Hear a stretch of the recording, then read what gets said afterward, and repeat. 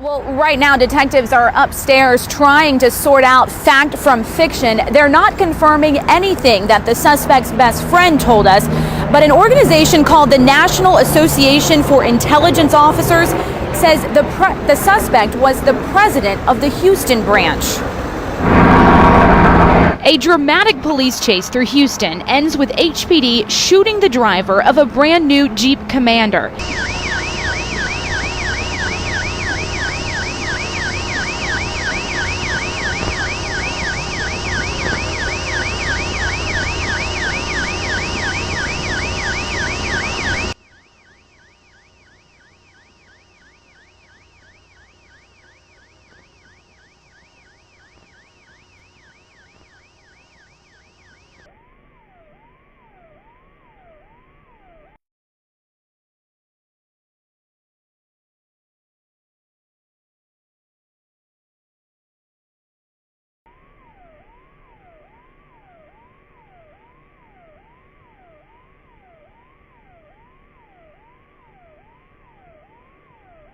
One of the officers saw, on the passenger side, saw the suspect reach down and make an obvious and overt movement underneath the seat.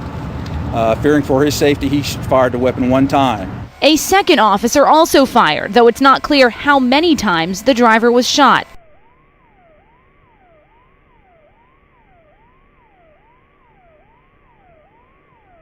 You see, Helfman says the suspect in the police chase was a national intelligence officer who spoke 7 languages and often showed up at law enforcement fundraisers, though never allowed himself to be photographed.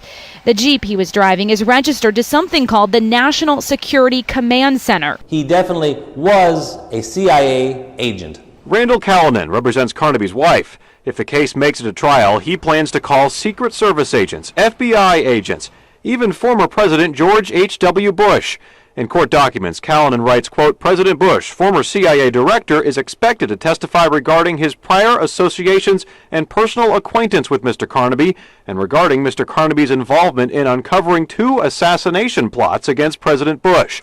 A spokesman for the former president did not know enough about the case to comment, but Callanan says the testimony will prove Carnaby first fled from police because he had confidential CIA information in his car.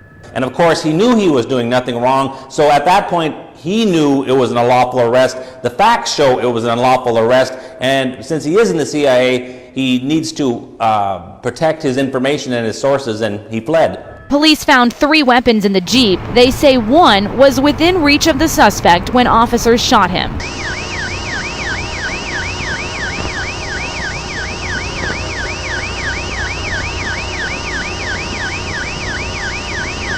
Police found 3 weapons in the Jeep. They say one was within reach of the suspect when officers shot him. Combined, the officers who shot the suspect have nearly 40 years of experience. HPD's Internal Affairs and Homicide Divisions are investigating along with the Harris County District Attorney's Office. And now remember, James Brown's stepson was a big dude. So when he said that he knew this, he was going to expose it. When he was coming home one night, they shot him up like a dog. But he had enough strength to get back in his car to drive to the hospital. He died in the parking lot of the hospital. And what did they do to James Brown's son? They put $4,000 in his pocket. Because 4 represent ritual with the elites letting them know the hit has been done. Do y'all understand what's going on here? Combined, the officers who shot the suspect have nearly 40 years of experience. HPD's Internal Affairs and Homicide Divisions are investigating along with the Harris County District Attorney's Office. We're live near downtown tonight. I'm Sally McDonald, Fox 26 News. He drove fast cars in the movies, and tonight he died in one. Actor Paul Walker of the Fast and Furious franchise killed in a car crash, and he was just 40 years old.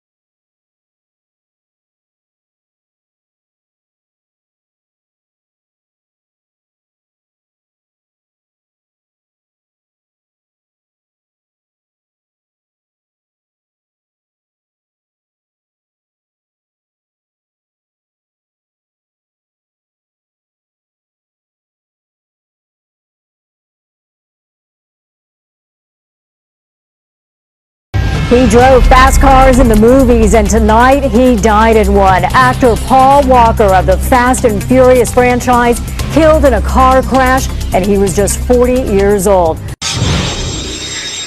And we have breaking news now. The son of former New Jersey Governor John Corzine has died.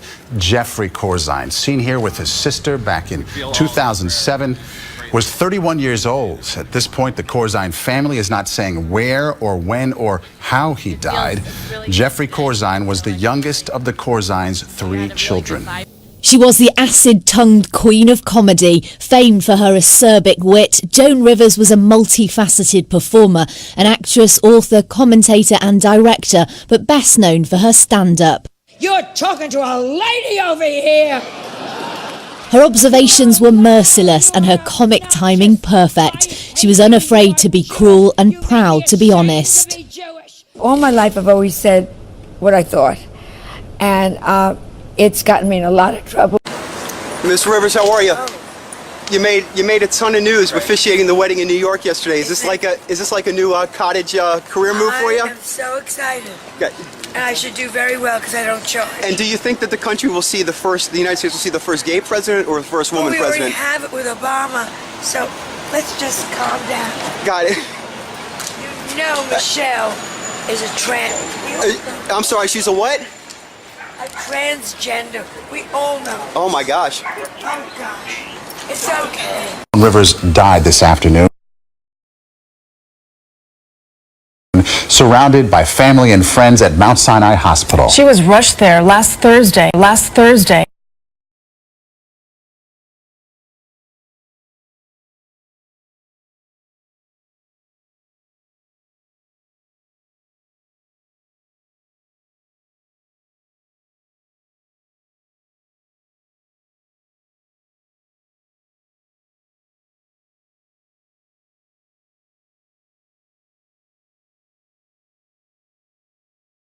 Rivers died this afternoon, surrounded by family and friends at Mount Sinai Hospital. She was rushed there last Thursday after going into cardiac arrest. Her throat. We had live team coverage for you. From her last moments to how she's being remembered. Let's start with CBS 2's Dave Carlin, live outside Mount Sinai. Dave? Maurice and Christine, we have some poignant details about Joan Rivers' final hours. She was in a private room on the 11th floor, and to make it more comfortable for her, her own decorator was allowed to come in and make it cozy and actually make the room more homey. We also understand that her family, of course, was there, but also her beloved dogs were allowed to be up there with her. I'm shocked she's dead. Joan Rivers' death was announced in this statement by daughter Melissa. She passed peacefully at 1:17 p.m. She was in a private room on the 11th floor. Joan Rivers was a brilliant comedian. I loved her staunch support of Israel. Melissa Rivers ended her statement.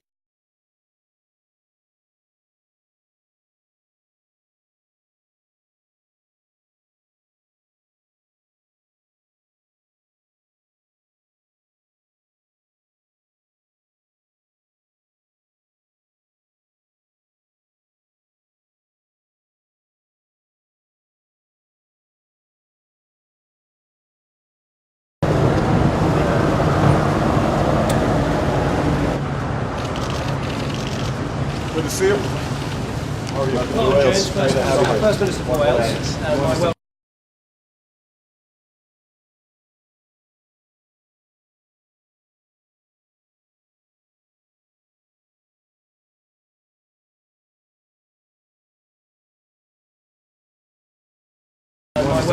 Thank you so much.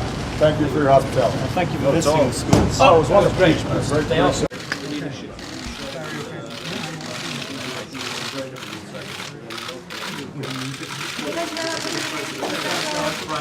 There was unanimity over the last 2 days that ISIL poses a significant threat to NATO members.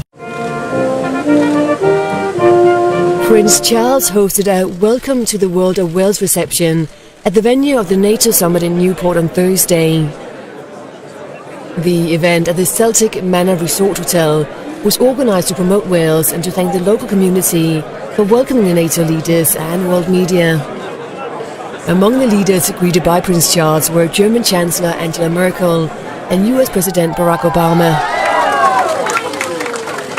The leaders are meeting for a two-day summit. The parents of those children must just think about you everything.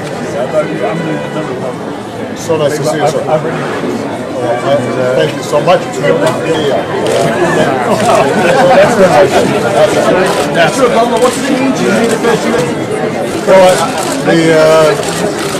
You can see the extraordinary beauty, the wonderful people, the great hospitality. So I'd encourage everybody in the States to come visit Wales. Everybody does.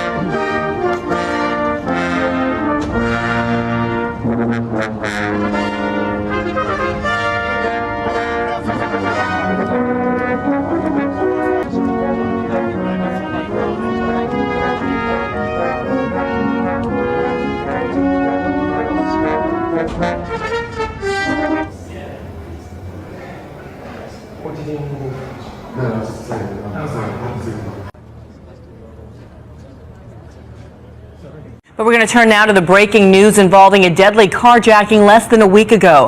A $40,000 reward was offered for the killers who shot a man outside shopping with his wife at a mall in New Jersey. WABC TV's Matt Kozar has the latest. Matt. Bianna, this morning, prosecutors will be briefing the media on these 4 suspects who were taken into custody. Authorities launched a massive search for the killers. There was even a significant reward for information leading to an arrest. Now, 30-year-old Dustin Friedland was shot and killed at the Short Hills Mall parking garage last Sunday right here in New Jersey. He was with his wife and they had just finished holiday shopping. They had returned to their Range Rover when they were carjacked. Friedland was shot in the head during a scuffle, and the 2 carjackers fled in the SUV. The Range Rover was found behind an abandoned house in Newark the next day. Sources also say the Suburban was seen before the shooting roaming the mall property. Sources also say the Suburban was seen before the shooting roaming the mall property.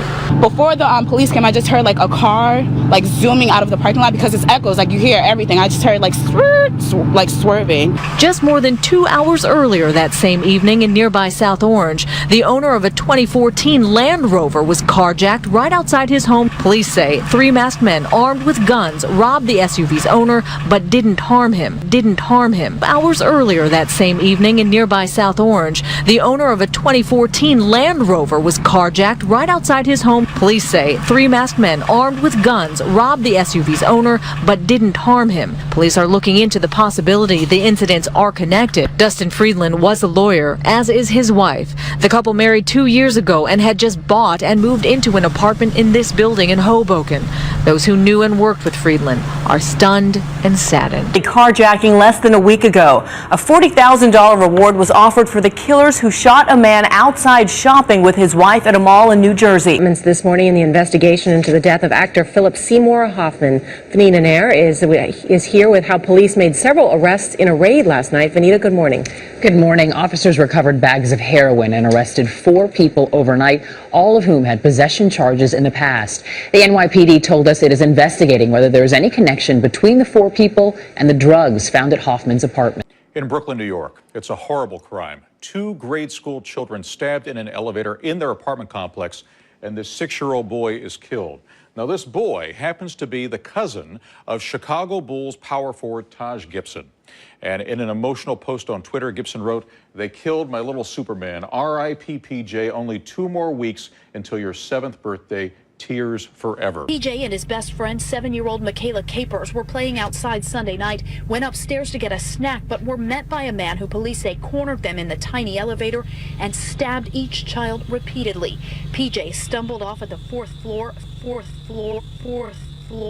Fingerprint dust now covers the place he took his last breath. Hundreds gathered at the boy's funeral on Friday morning, including Mayor de Blasio. But de Blasio, who calls Sharpton family, is sticking by his buddy. Doesn't change the relationship one bit. I'm very proud to be his friend. I think he has done a lot of good for the city of New York and for this country.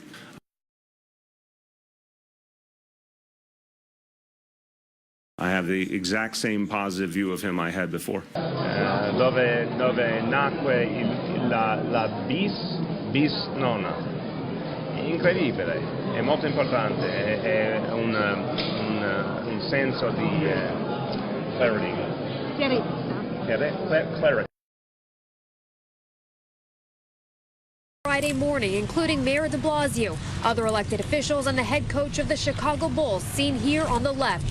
PJ's cousin is Bulls forward Taj Gibson.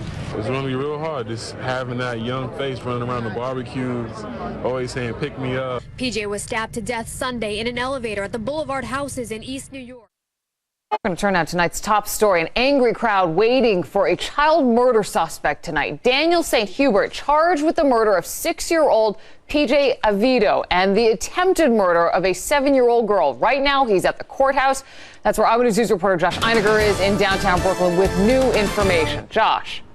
And Liz, just in the past half hour, I was in the courtroom as Daniel St. Hubert appeared before a judge for the first time. Let's show you video from that arraignment as prosecutors read the charges, calling them vicious and heinous, these crimes. And you can actually see St. Hubert briefly and imperceptibly shake his head as if to say no as the prosecutor laid out this case. We learned new details, including how eyewitnesses watched St. Hubert enter the building at the Boulevard Houses along with these two kids. And a few minutes later, he ran out, falling on his way, then picked himself up and kept running. And at the very spot where he had fallen, prosecutors say that's where police found the bloody knife. And on the handle of that knife, DNA that matched the violent career criminal.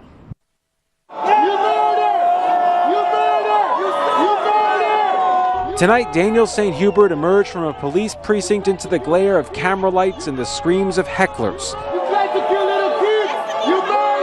And for the briefest of moments, he appeared to wink. For the briefest of moments, he appeared to wink.